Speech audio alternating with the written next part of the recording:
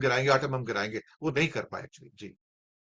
क्योंकि पाकिस्तान की स्थिति इतनी अनसर्टेन है, और उनका क्या आप आकलन करेंगे, वो एक पूरी तरह से एक स्टेट भी नहीं है, वो किसी और के इशारे पे नाचते हैं, बाहरी सहायता पे चलते हैं, जिनका अपना कोई कोई भी निर्णय उनका अपना निर्णय नहीं होता ज़्यादातर। और फेस सेविंग के लिए वो भारत से हमेशा लड़ते रहते हैं। जब भी उनके देश में कोई अनस्टेबल स्थिति आती है, तो वो भारत के साथ किसी न किसी तरह का युद्ध छेड़ देते हैं, अटैक करके या सीज फायर का उल्लंघन करके, इस तरह की चीज़ें, क्योंकि वहाँ की आवाम को अपने साथ जोड़े रखने के लिए उनके लिए भी ये ज़रूरी है। तो उनका क्या आकलन करें हम? लेकिन ये बात बिल्कुल सच है कि सीज फायर जो हुआ है, उसके पीछे एक दूरगामी संदेश या दूरगामी मंशा ये भी रही है कि अर्थव्यवस्था जो है इस वक्त आधे से ज्यादा विश्व की बहुत डगमगाई हुई है, और कोई भी इस वक्त जो पूर्ण युद्ध में जाएगा, वो एक आर्थिक स्थिति के तौर पे एक कमजोर विकेट पे आ जाएगा, जिस वजह से ये ट्रंप भी अपने हाथ खींच लेते हैं, पैर खींच रहे हैं अपने हर जगह से। यहाँ मैंने हस्तक्षेप नहीं करना है, इसको तुम लोग समझे।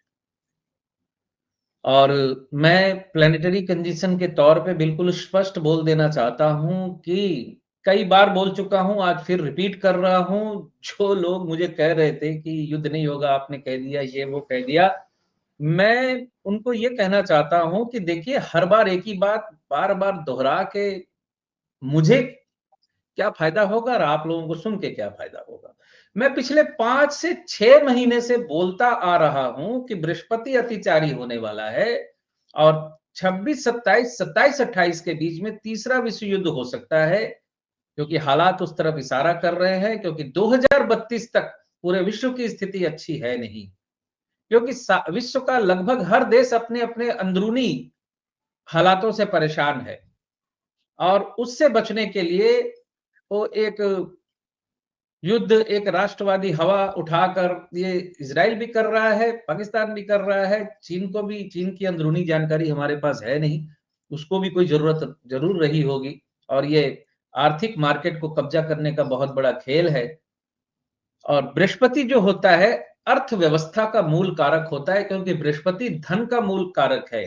और मैं कई बार बोल चुका हूं कि बृहस्पति जैसे ही अतिचारी होगा, इस धरती पे रहने वाले हर जीव को तकलीफ होगी। चराचर जगत जगत में जितने जीव होते हैं, इंसान से लेकर जमीन पे रेंगने वाले कीड़े तक, वो जीव कारक बृहस्पति अतिचारी होने का मतलब, स्पष्ट मतलब यही है। और अगले 8 साल अतिचारी है।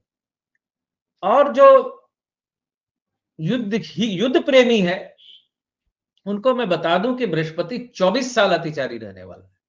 32 तक 8 साल, उसके बाद फिर 8 साल, उसके बाद फिर 8 साल, क्योंकि उतनी लंबी कैलकुलेशन अभी मैंने की नहीं है। 32 तक देख लेते हैं, तो 24 साल। 2050 के बाद स्थितियां इतनी बदल जाएंगी कि मुझे लगता है फिर बहुत से लोगों को इस बात का अफसोस होगा कि ये ना हुआ होता तो अच्छा होता। ये मेरी स्पष्ट ज्योतिषीय भविष्यवाणी या आकलन है। मैं बहुत दबे स्वर में और बहुत पोलाइटली चीजों को बताता हूं, हल्ला करके मैं कैओस सृष्टि करके फलादेश नहीं करता। मेरी बातों को थोड़ा सा आप लोग ठंडे दिमाग से, इशारे से भी समझा कीजिए। एक जी। जी बोलिए।